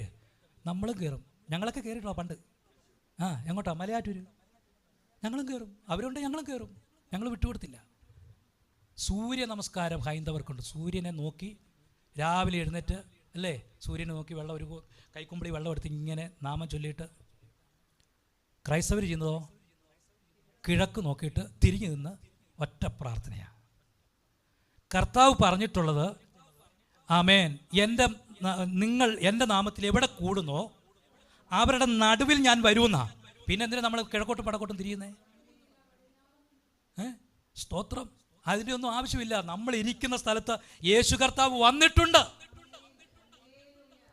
പക്ഷെ ഇവിടെ മുതലാണ് സഭ തെറ്റിയത്. ഏത് ഇപ്പോൾ മനസ്സിലായോ കാര്യം? അപ്പോൾ 1-ാം നൂറ്റാണ്ടിലെ സഭ എഫസോസും സ്മുർനായും പെർഗമോസിൻ്റെ ഏറെക്കുറെ പകുതി ഭാഗം വരെ വലിയ കുഴപ്പമില്ലാതെ ഇങ്ങു പോന്നു. പിന്നീട് കയറിയ കോൺസ്റ്റൻ്റായി മുതലാണ് സഭയ്ക്ക് വ്യത്യാസം വരുത്തി അവരുടെ ഇഷ്ടമനുസരിച്ച് അവർ കൊണ്ടുവരുന്ന രീതി അനുസരിച്ച് ജാതീയമായിട്ടുള്ള ബന്ധങ്ങളൊക്കെ ഇതിനകത്ത് തള്ളിക്കയറ്റിയിട്ട് സഭയും ലോകവുമായിട്ട് ബന്ധപ്പെടുത്തി മുൻപോട്ട് പോയിക്കൊണ്ടിരിക്കുക. സ്തോത്രം. ഇതിനെ എതിർക്കാൻ പറ്റത്തില്ല. കാരണം എൻസൈക്ലോപീഡിയയിലുള്ള മെയിൻ ചരിത്ര പുസ്തകത്തിലുള്ള കാര്യങ്ങളാണ് ഈ പറഞ്ഞത് മുഴുവനും. യോസിഫസ് മുതലായ ചരിത്രകാരന്മാർ രേഖപ്പെടുത്തിയിട്ടുള്ള ചരിത്രങ്ങളാണ്. അതാണ് സഭാചരിത്രം. സ്തോത്രം. ഇതിനെ മാറ്റാൻ ആർക്കും കഴിയത്തില്ല. ഹല്ലേലൂയ. അതുകൊണ്ട് പ്രിയപ്പെട്ടവരെ, നമ്മുടെ ഈ അനാചാരങ്ങളും പാരമ്പര്യങ്ങളൊന്നും നമ്മുടെ ക്രിസ്തുവിനോട് അടുപ്പിക്കുവാൻ കഴിയത്തില്ല. അങ്ങനെയെങ്കിൽ നമ്മൾ വിശ്വസിക്കുന്ന നമ്മുടെ പത്രോസ് ലീഹ പറഞ്ഞൊരു കാര്യം ശ്രദ്ധിച്ച്. താൻ ഇങ്ങനെയാണ് പറഞ്ഞത്. 1 പത്രോസിന് എഴുതിയ ലേഖനം 1-ാം അധ്യായം അതിൻ്റെ 18-ാമത്തെ വാക്യത്തിൽ ഇങ്ങനെ വായിക്കുകയാണ്: വ്യർത്ഥവും പിതൃപാരമ്പര്യമുള്ള നിങ്ങളുടെ നടപ്പിൽ നിന്ന് നിങ്ങളെ വീണ്ടെടുത്തത് വെള്ളി, പൊന്ന് മുതലായ അഴിഞ്ഞു പോകുന്ന വസ്തുക്കളെ കൊണ്ടല്ല, ക്രിസ്തു എന്ന നിർദോഷവും നിഷ്കളങ്കവുമായ കുഞ്ഞാടിൻ്റെ വിലയേറിയ രക്തം കൊണ്ടത്രേ. അപ്പോൾ പാരമ്പര്യമല്ലെന്ന് നമ്മുടെ വിശുദ്ധ പോപ്പായിരിക്കുന്ന പത്രോസ് ലീഹ പോലും വെണ്ടയ്ക്ക മുഴുപ്പിൽ എഴുതിയിട്ടാ താൻ കർത്താവിനോട് ചേർക്കപ്പെട്ടത്. പിന്നെന്തിനാ പാരമ്പര്യം പിടിക്കുന്നെന്നാ എനിക്ക് നമ്മുടെ ക്രൈസ്തവ സഹോദരനോട് ചോദിക്കാനുള്ളത്. സ്തോത്രം. ഹല്ലേലൂയ. ആമേൻ. പൗലോസിൻ്റെ കാലഘട്ടം, പത്രോസിൻ്റെ കാലഘട്ടം കൊണ്ടൊക്കെ അവർ ദൈവത്തിൽ നിന്ന് പ്രാപിച്ചതൊക്കെ അവിടെ കൊണ്ട് തീർന്നു. പിന്നെ കൊണ്ടുവന്നവരാണ് അവരുടെ ഇഷ്ടമനുസരിച്ച് എല്ലാ കാര്യങ്ങൾക്കും മാറ്റം കൊടുത്തത്. ഗലാത്യർ 1:8 വായിക്കുന്നത്: ഞങ്ങൾ നിങ്ങളോട് അറിയിച്ചതിന് വിപരീതമായി ഞങ്ങൾ ആകട്ടെ, സ്വർഗത്തിൽ നിന്നാകട്ടെ, ഒരു ദൂതനാകട്ടെ നിങ്ങളോട് സുവിശേഷം അറിയിച്ചാൽ അവൻ ശപിക്കപ്പെട്ടവൻ. എന്താ പൗലോസ് പറഞ്ഞത്? ഞങ്ങളൊരു സത്യസുവിശേഷം നിങ്ങളോട് പറഞ്ഞിട്ടുണ്ട്.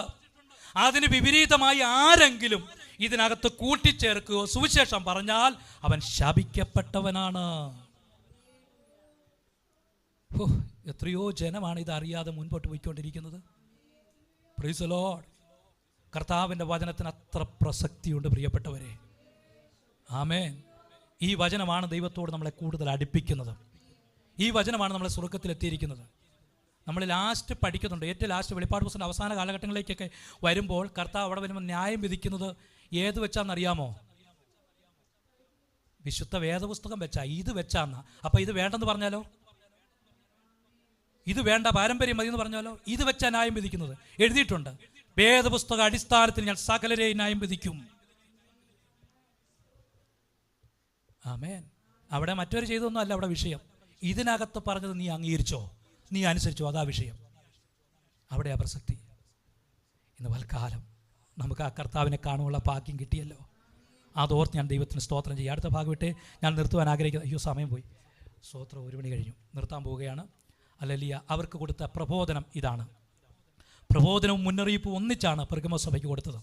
വെളിപ്പാട് പുസ്തകം 2:16 വായിക്കുന്നു: ആകയാൽ മാനസാന്തരപ്പെടുക, അല്ല ഞാൻ വേഗത്തിൽ വന്ന് നിന്റെ വായിൽ നിന്ന് വാളുകൊണ്ട് അവരോട് പോരാടും. അപ്പോൾ കൊടുക്കുന്ന പ്രബോധനം എന്ന് പറയുന്നത് മാനസാന്തരപ്പെടുക. നീ ഏതാണോ തെറ്റിപ്പോയത്, നീ ഏത് പാരമ്പര്യത്തിലേക്കാണോ തിരിച്ചു പോയത്, നീ മാനസാന്തരപ്പെട്ടു. അല്ലെങ്കിൽ ഞാൻ വേഗത്തിൽ വരും. Price the Lord. എൻ്റെ വായിലെ വാളുകൊണ്ട് നിന്നോട് ഞാൻ പോരാടും. ഇതാണ് പെർഗമോ സഭയ്ക്ക് കൊടുത്ത ദൂത്. അടുത്ത ഭാഗത്തെ സ്തോത്രം. ഹല്ലേലൂയ. അടുത്ത് കൊടുത്ത വാക്തത്വം എന്താണ്? വെളിപ്പാട് 2:17 കൊടുത്തത്: ആത്മാവ് സഭകളോട് പറയുന്നവൻ എന്തെന്ന് ചെവിയുള്ളവൻ കേൾക്കട്ടെ. ജയിക്കുന്നവന് ഞാൻ മറിഞ്ഞിരിക്കുന്ന മന്ന കൊടുക്കും. ഞാൻ അവന് വെള്ളക്കല്ലും ലഭിക്കുന്നവനല്ലാതെ ആരും അറിയാത്തതും ആ കല്ലിന്മേൽ എഴുതിയിരിക്കുന്നതുമായ പുതിയ പേരും കൊടുക്കും. Price the Lord. വാക്തത്വം എന്താ? മറഞ്ഞിരിക്കുന്ന മന്ന. ഈ മറഞ്ഞിരിക്കുന്ന മന്ന ഏതാ? കർത്താവായ യേശു ക്രിസ്തു. ആമേൻ. മടങ്ങി വന്നാൽ യേശു ക്രിസ്തുവിനെ ദാനമാണ്, അതിനെ അങ്ങ് സ്വീകരിപ്പാൻ പറ്റും. ഹല്ലേലൂയ. അടുത്ത വാക്യം എഴുതിയിരിക്കുന്നത് വെള്ളക്കല്ല് കൊടുക്കും. നമുക്കറിയാം ഈ ജഡ്ജിമാരൊക്കെ ഹല്ലേലൂയ സ്തോത്രം ഓരോ കുറ്റവാളികളെ കൊണ്ട് നിർത്തിയിട്ട്, പഴയ കാലങ്ങളിൽ കുറ്റവാളികളെ കൊണ്ട് നിർത്തിയിട്ട് കാര്യങ്ങൾ ചോദിക്കും. അവർ തെറ്റ് ചെയ്തിട്ടില്ലെങ്കിൽ വെള്ളക്കല്ലുകൾക്ക് അവർക്ക് സമ്മാനമായി കൊടുക്കാറുണ്ട്, വില കൂടിയ വെള്ളക്കല്ലുകൾ. അപ്പോൾ കർത്താവ് പറഞ്ഞിരുന്ന ഒരു കാര്യം ഇങ്ങനെയാണ്, അങ്ങനെയാണെങ്കിൽ നീ ജയിക്കുന്നവരാണെങ്കിൽ ഞാൻ വെള്ളക്കല്ല് നിനക്ക് തരും. അതുമാത്രമല്ല, ആ കല്ലിന്മേൽ ഒരു പുതിയ പേരും ഞാൻ കൊത്തിയിരിക്കും, നിന്റെ പേര് ഞാൻ കൊത്തിയിരിക്കും. ഹല്ലേലൂയ. ഈ ദിവസങ്ങളിൽ പ്രിയപ്പെട്ടവരെ, ആ പേരിന് അർഹതയായവരെ ഓർത്ത് ഞാൻ ദൈവത്തിന് സ്തോത്രം ചെയ്യുക. ഹല്ലേലൂയ. അതിനുവേണ്ടി ജീവിക്കുവാൻ, അതിനുവേണ്ടി സമർപ്പിക്കുവാൻ കഴിയട്ടെ. നമ്മൾ ഇത്ര നാളും പാടിയിട്ടും കൊട്ടിയിട്ടും കൈയടിച്ചിട്ടും അല്ലെങ്കിൽ കൈവിടപ്പെട്ടു പോയാൽ നമുക്കതുകൊണ്ട് പ്രയോജനമില്ല. അതുകൊണ്ട് ഈ ക്രിസ്തുവിനെ അറിയേണ്ടതുപോലെ അറിഞ്ഞ്, ആരാധിക്കേണ്ട പോലെ ആരാധിച്ച് മുൻപോട്ട് കടന്നു പോകുവാൻ ഇന്ന് പകൽക്കാലം ദൈവത്തിൻ്റെ ആത്മാവ് നമ്മെ ബലപ്പെടുത്തട്ടെ. പ്രിയമുള്ളവരെ, കർത്താവ് വരാറായി. അതുകൊണ്ട് നമുക്ക് വിശുദ്ധിയോടെ ജീവിക്കാം. നമ്മുടെ കർത്താവ് അതിനുവേണ്ടി നമ്മെ സഹായിക്കട്ടെ.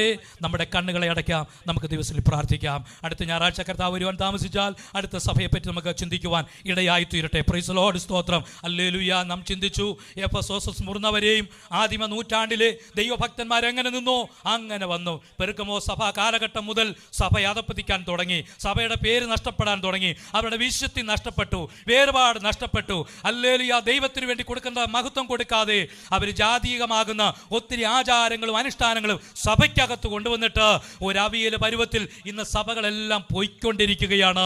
ഇന്ന് വ്യത്യസ്തമല്ല സഭ. ഹല്ലേലൂയ സഹോദരാ. അതുപോലെ തന്നെ ഇന്ന് സഭകൾ പോയിക്കൊണ്ടിരിക്കുക. ഇന്ന് നാം ഏത് സഭയിലാണ് അകപ്പെട്ടിരിക്കുന്നത്? സഭയൊന്നേ ഉള്ളൂ, അതിൻ്റെ പേര് ചർച്ച് ഓഫ് ഗോഡ് എന്നാണ്. എന്ന് പറഞ്ഞാൽ ദൈവസഭ, ഒരൊറ്റ പേരിൽ അറിയപ്പെടുന്ന ദൈവസഭ. ആ സഭയ്ക്കകത്താണ് കർത്താവ് വരുന്നത്. ഹല്ലേലൂയ. സഭ എന്ന് പറഞ്ഞാൽ ഒന്നുകൂടി ഞാൻ പറയാം, ഒരു വലിയ ബിൽഡിംഗ് അല്ല, മനോഹരമായ ഒരു വലിയ കെട്ടിടമല്ല സഭ. സഭ എന്ന വാക്കിന്റെ അർത്ഥം വിളിച്ചു വേർതിരിക്കപ്പെട്ടവരുടെ കൂട്ടമാണ് സഭ. എന്തിനു വേണ്ടി വിളിച്ചു വേർതിരിച്ചു? വിശുദ്ധിക്ക് വേണ്ടി നിൽക്കുവാൻ, വേർപാടിന് വേണ്ടി നിൽക്കുവാൻ, സത്യത്തിന് വേണ്ടി നിൽക്കുവാൻ കർത്താവ് നമ്മെ വിളിച്ചു വേർതിരിച്ചുവെങ്കിൽ ഈ ദിവസങ്ങൾ വിശുദ്ധിയോടെ കടന്നു പോകുവാൻ ദൈവത്തിന്റെ ആത്മാവ് നമുക്ക് കൃപ തരട്ടെ. അതിനായി ദൈവകരങ്ങളെ ഏൽപ്പിക്കാം, നമ്മുടെ കണ്ണുകളെ അടയ്ക്കാം, പ്രാർത്ഥിക്കാം. എല്ലാവരും കണ്ണുകളെ അടച്ചാട്ടെ. ഒരു പാട്ടുമൊക്കെ പാടി ആരാധിക്കണം എന്നുണ്ടായിരുന്നു, പക്ഷേ ഞാൻ പ്രതീക്ഷിച്ച സമയം ഒത്തിരി അങ്ങ് കടന്നുപോയി. അതുകൊണ്ട് പാടുവാൻ ആഗ്രഹിക്കുന്നില്ല. പ്രാർത്ഥിക്കാം. കർത്താവേ, ഇനിയുള്ള ദിവസങ്ങളിൽ, കർത്താവേ, ഇനിയുള്ള സമയങ്ങളിൽ കർത്താവിന് വേണ്ടി ഒരു സത്യസഭയുടെ അംഗമായി തീരുവാൻ എനിക്ക് കൃപ തരണമേ എന്ന് ദൈവത്തോട് നമുക്ക് പ്രാർത്ഥിക്കാം. ഒരു അനാചാരങ്ങളും നമുക്ക് വേണ്ട. നമ്മുടെ മധ്യസ്ഥൻ കർത്താവാണ്. നമ്മുടെ കർത്താവിനോട് നമുക്ക് വിവരങ്ങളെ പറയാം.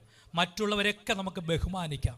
നമ്മുടെ മുമ്പിൽ കർത്താവിന് വേണ്ടി നിന്ന് അവർ ത്യാഗം ചെയ്തു രക്തസാക്ഷിയായി ആമേൻ കർത്താവിൻ്റെ ലോകത്തിലേക്ക് പോയിട്ടുണ്ടെങ്കിൽ അവരെ നമുക്ക് ബഹുമാനിക്കാം, അവരെ നമുക്ക് ഓർക്കാൻ കഴിയും. പക്ഷേ അവരോടല്ല നമ്മൾ പ്രാർത്ഥിക്കേണ്ടത്, പ്രാർത്ഥിക്കേണ്ട കർത്താവിനോടാ. സ്തോത്രം. ഹല്ലേലൂയ. നമ്മുടെ വിഷയങ്ങൾ ദൈവകരങ്ങൾ ഏൽപ്പിച്ചുകൊണ്ട് പ്രാർത്ഥിക്കാം. Hallelujah, hallelujah. പരിശുദ്ധനായ ദൈവമേ, നല്ല കർത്താവേ, നല്ല സമയത്തിനായി സ്തോത്രം ചെയ്യുന്നു. അവിടുത്തെ കരങ്ങളിലേക്ക് ഞങ്ങളെ ഏൽപ്പിക്കുന്നു. ഞങ്ങളുടെ പിതാക്കന്മാർ ഒത്തിരി കഷ്ടവും ത്യാഗവും സഹിച്ചു.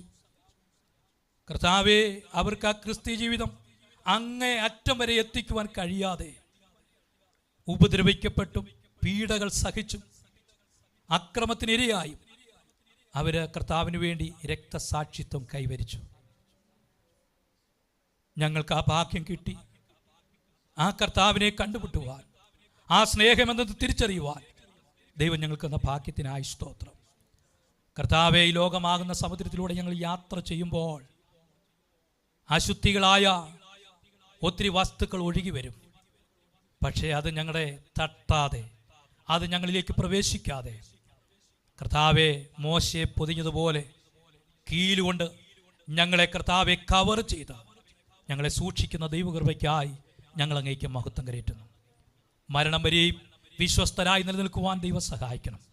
പിലെയാമിൻ്റെ ഉപദേശത്തെയും നിക്കോലോവിയരുടെ ഉപദേശത്തെയും ഞങ്ങൾ തള്ളിപ്പറഞ്ഞുകൊണ്ട് ഈ ദിവസങ്ങളിൽ ക്രിസ്തുവിന് വേണ്ടി നിലനിൽക്കുവാൻ പിതാവായ കർത്താവേ, ദൈവമേ, നീ ഞങ്ങളെ ഒരുക്കണമെന്ന് അങ്ങയോട് പ്രാർത്ഥിക്കുന്നു.